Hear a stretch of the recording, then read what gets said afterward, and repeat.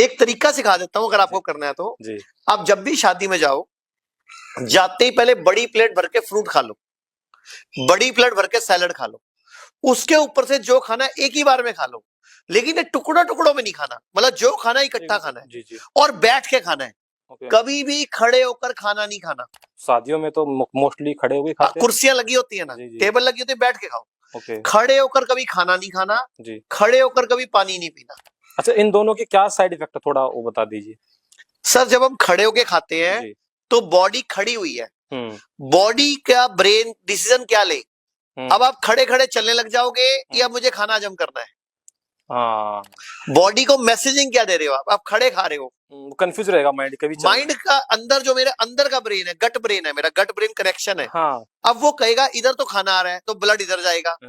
अब ब्लड को यहाँ चाहिए, 5 लीटर खून है बॉडी में, कितना है 5 लीटर। 5 लीटर। एक बार का खाना हजम करने के लिए 2.5 से 3 लीटर चाहिए। तो घुटने से भी कम हो जाता है, एड़ी से भी कम हो जाता है, कमर से भी कम हो जाता है, सिर से भी कम हो जाता है।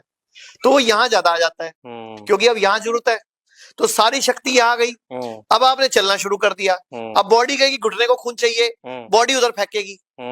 तो बॉडी क्या क्या करे तुम्हारे लिए, इसीलिए बॉडी 100 साल नहीं जी रही।